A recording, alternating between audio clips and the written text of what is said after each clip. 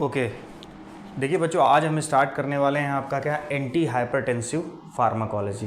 तो anti hypertensive pharmacology के पहले देखिए, कोई भी टॉपिक को पढ़ने के पहले अगर आपके बेसिक्स क्लियर नहीं है तो आप एक अंडरस्टैंडिंग उसकी रटने वाली बात हो जाएगी, आप उसकी अंडरस्टैंडिंग नहीं बना पाओगे। ठीक, तो अभी आपको क्या करना है कि जैसे एंटी हाइपरटेंसिव फार्माकोलॉजी है तो ओवरऑल देखिए, हमको सब बच्चों को पता है कि एंटी हाइपरटेंसिव हो तो भाई हाइपरटेंशन को रिड्यूस करने की बात करेंगी, किसी भी तरीके से किसी मैकेनिज्म से ये हाइपरटेंशन को रिड्यूस करेंगी, ब्लड प्रेशर को रिड्यूस करेंगी।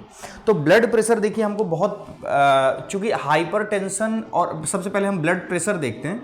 तो ब्लड प्रेशर क्या है बच्चों की, जैसे आपके जो आर्टेरियल वॉल पे ब्लड का प्रेशर पड़ रहा है against the arterial wall, suppose करिए कि ये आपकी क्या है आर्टेरियल वॉल है, राइट, ये आपकी क्या है आर्टेरियल वॉल।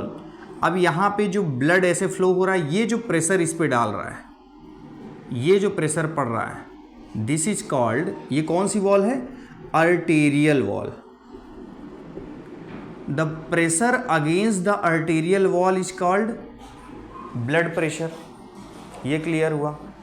अब ब्लड प्रेशर को, जैसे बच्चों आपको पता है कि ब्लड प्रेशर को हम लिखते हैं 120/80 मिलीमीटर ऑफ मरकरी। मरकरी का कॉन्सेप्ट उससे आया, जो स्फिग्मोमैनोमीटर में प्रेशर ग्रेडियंट के लिए होता है, वहाँ पे मरकरी फील्ड होती है, तो वो मिलीमीटर ऑफ मरकरी वहाँ से, राइट। तो अब जो 120 है और ये 80 है, 120 को आप क्या बोलते हो, सिस्टोलिक ब्लड प्रेशर, जबकि 80 को क्या बोलते हो, डायस्टोलिक ब्लड प्रेशर, राइट। तो systolic blood pressure and diastolic blood pressure. अब आपको पता होना चाहिए कि सिस्टोलिक ब्लड प्रेशर क्या होता है एंड डायस्टोलिक ब्लड प्रेशर क्या होता है, राइट। तो सबसे पहले इसको हम क्या कर लेते हैं, इस तरीके से मार्क कर लेते हैं कि बीपी को हमने जाना कि बीपी इक्वल टू, देखिए ये आपका बेसिक्स है, अगर ये क्लियर है तो आपका हाइपरटेंशन बिल्कुल आसानी से क्लियर हो जाएगा। 120/80 millimetre of mercury and this is SBP and this is DBP। अब सिस्टोलिक ब्लड प्रेशर है, डायस्टोलिक ब्लड प्रेशर क्या है, देखिए आप बीइंग अ फार्माकोलॉजिस्ट, अगर आपका, जैसे आपने किसी से पूछा कि आपका भाई ब्लड प्रेशर कितना है, तो उसने बोला 110 है, तो आप 110 क्या, वो क्या बता रहा है आपको, ये क्लियर नहीं है, वो SBP भी हो सकता है, DBP भी हो सकता है। तो आपको दोनों में चूंकि रिमार्केबल डिफरेंस होता है, तो आपको क्लियर कट पूछना है कि ये कौन सा है, सिस्टोलिक है या डायस्टोलिक है। तो बहरहाल देखिए, जैसे ये आपका सिंपल में बनाता हूँ, इसको कोरिलेट करता हूँ, ये आपके 4 चेंबर ऑफ द हार्ट है, ये तो हम शुरू से ही डायग्राम बना रहे हैं, और इधर से एवोर्टा ये निकल रहा है, और एवोर्टा आगे चल के क्या बना रहा है, इस तरह आर्टरीज बना रहा है, और आर्टरीज और थिन होके क्या बना रही हैं, आर्टरियोल। तो ये डायग्राम हमने देखा। अब इसमें हम क्या करेंगे, सपोज करिए इतना आप कट करिए, इतना इतना, राइट, और इसको मैं यहाँ पे बना रहा हूँ। देखिए सपोज करिए ये आपका क्या है, लेफ्ट एट्रियम, और ये क्या है आपका लेफ्ट वेंट्रिकल, और ये आपका क्या है, ये है एवोर्टा, यहाँ पे ये क्या है एवोर्टा, और ये आपकी क्या है बच्चों आर्टरी, और ये क्या है आपका, इसको और थिन कर दिया, देखिए यहाँ डायमीटर कम है, यहाँ उससे ज़्यादा है, यहाँ पे सबसे ज़्यादा है, तो ये आर्टरीज, आर्टरियोल है, सॉरी ये क्या है आर्टेरियोल। सबका अपना मतलब होता है। आर्टरियोल को हम रेजिस्टेंस वेसल्स भी बोलते हैं, क्योंकि ये वो आर्टरीज हैं जो सबसे नैरो होती हैं, जिनका ल्यूमेन सबसे कम होता है। तो अब आपका सबसे इनिशियल, सबसे पहले हम कॉन्सेप्ट क्लियर करेंगे, what is systolic blood pressure. Systolic blood pressure means systole, systole means the contraction of the ventricle. तो when the ventricle contracted, start contracting, जब ये वेंट्रिकल स्टार्ट होगी कॉन्ट्रैक्शन, धीरे धीरे यहाँ का बच्चों प्रेशर क्या होगा, इंक्रीज होगा, और जब एक इतना सफिशिएंट प्रेशर होगा जो यहाँ पे सेमी ल्यूनर वॉल्व हैं, इन वॉल्व को क्या कर दे, ओपन कर दे, तो ब्लड किधर की तरफ फोर्स लगाता हुआ जाएगा, इसकी वॉल की तरफ फोर्स लगाता हुआ किधर बढ़ेगा, आगे की तरफ। क्लियर है। तो जैसे ही अब जितना ज़्यादा यहाँ पे कॉन्ट्रैक्शन होगा उतना ज़्यादा ब्लड का जो फोर्स है वो इस आर्टेरियल वॉल के अगेंस्ट लगेगा। चूंकि ये फोर्स कब लग रहा है, मैक्सिमम कॉन्ट्रैक्शन के समय the force will be maximum against the arterial wall, तो that is called systolic blood pressure. Systolic blood pressure means जब वेंट्रिकल कॉन्ट्रैक्शन के समय due at the time of ventricular systole the maximum pressure against the arterial wall is called systolic blood pressure. तो ये आपका systolic blood pressure का concept clear है। तो अब आपको क्या लगता है कि सिस्टोलिक ब्लड प्रेशर को कौन कंट्रोल कर रहा है? सिस्टोलिक ब्लड प्रेशर को हम कंट्रोल कैसे कर रहे हैं?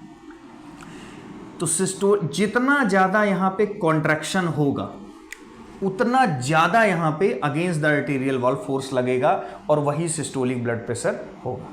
तो ये आपका मीन्स किस पे डिपेंड कर रहा है? Ventricular contraction, ventricular contraction.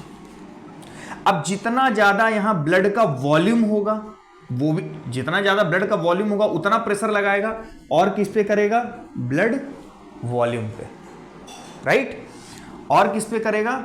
जैसे हम उसी चीज टर्म को कह रहे हैं कार्डियक आउटपुट पे। कार्डियक आउटपुट ज्यादा होगा it mean systolic blood pressure ज्यादा होगा।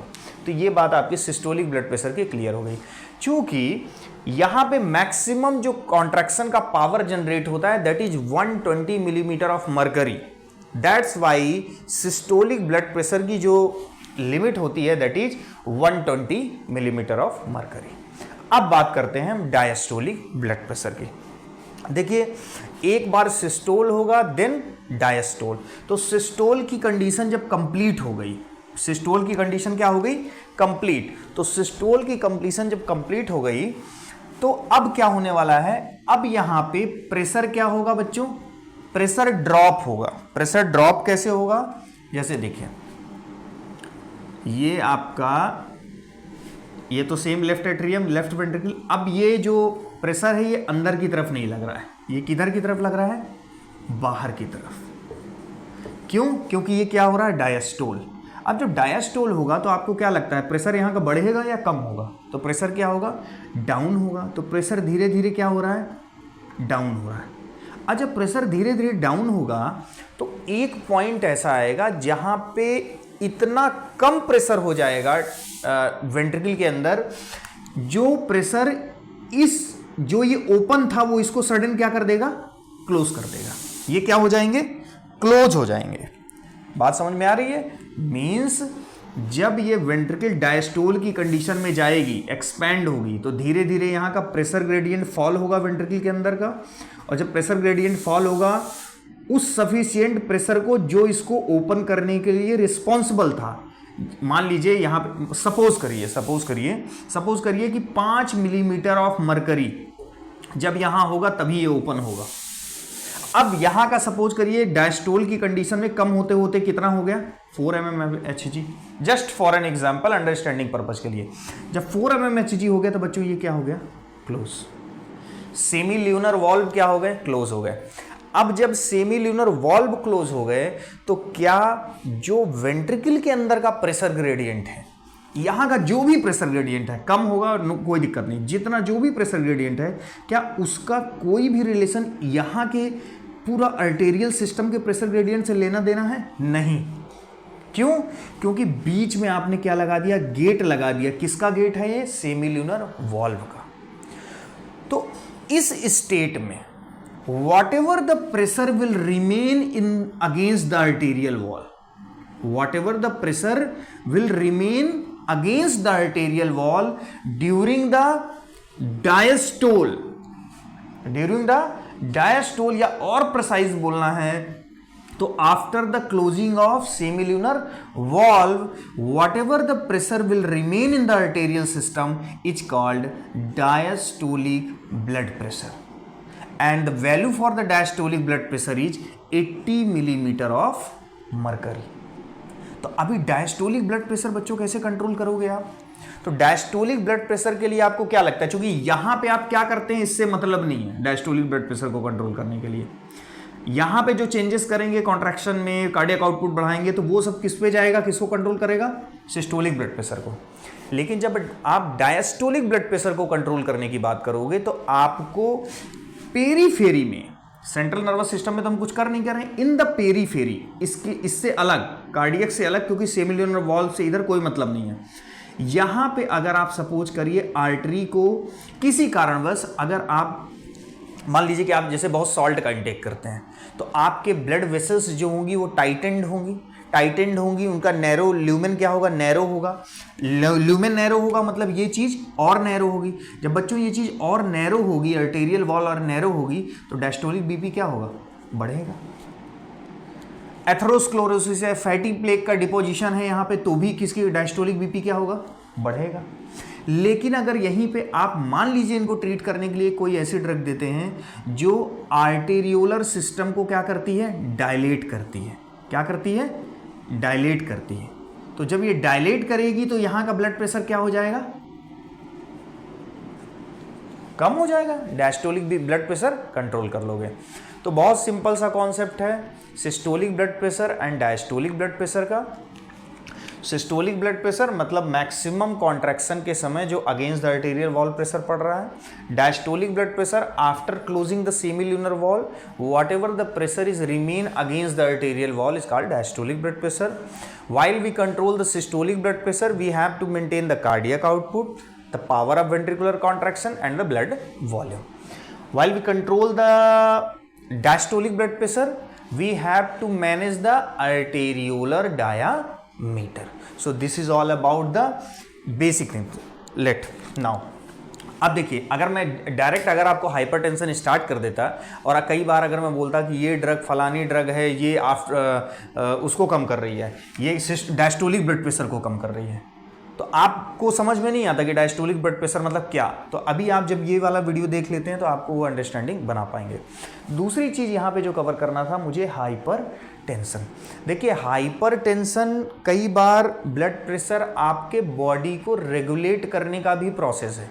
ब्लड प्रेशर का इंक्रीज होना आपकी बॉडी का रेगुलेशन है, होम्योस्टैटिक मैकेनिज्म है।